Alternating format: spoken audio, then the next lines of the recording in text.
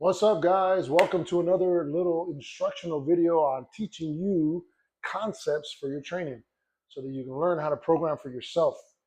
So today we're going to talk about neuromuscular fatigue and technique breakdown. So remember, we do combat sports.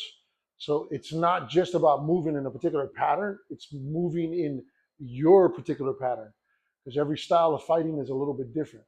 So you have to learn to understand the difference between muscular fatigue and neural fatigue.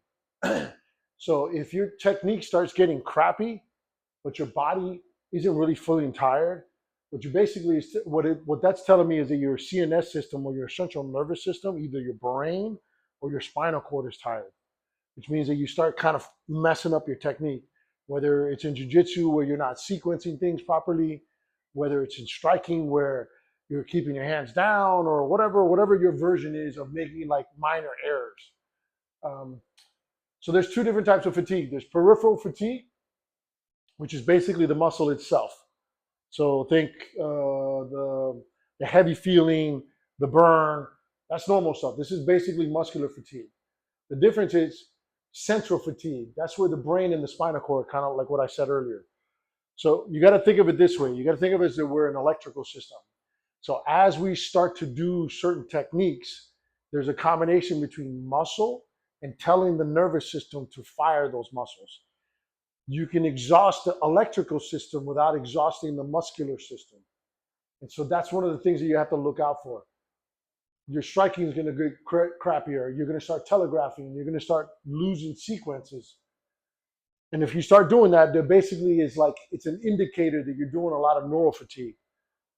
So why does this happen? So a lot of programming mistakes that most people do is that they will treat technical breakdown or where you're making like an error as a skill deficiency instead of it being like a neural deficiency.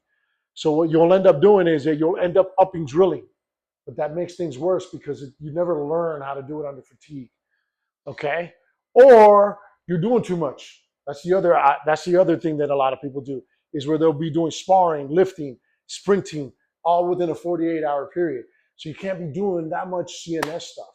So you have to learn how to space out your programming.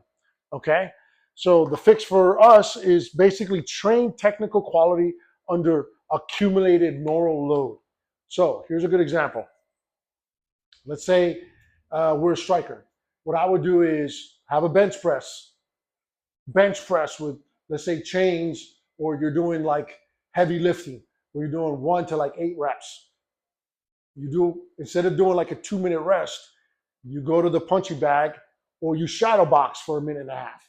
And you're combining two different things. So you're learning technical movement under neural fatigue accumulation.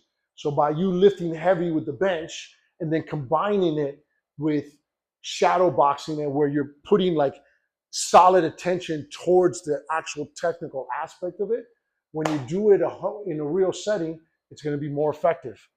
Okay? And then also you want to separate those things that I was telling you. You can't be doing sparring, lifting, sprinting, all within a very short period of time. So you have to space everything out at least 48 hours. So if you go do sprinting, wait 48 hours, then do some powerlifting. Then wait 48 hours and do some athletic performance stuff. Then wait 48 hours and do some recovery stuff. Like gap it out. So that way you can figure out what rhythm your body likes in order for it to heal as fast as possible. All right, guys. Thanks for watching.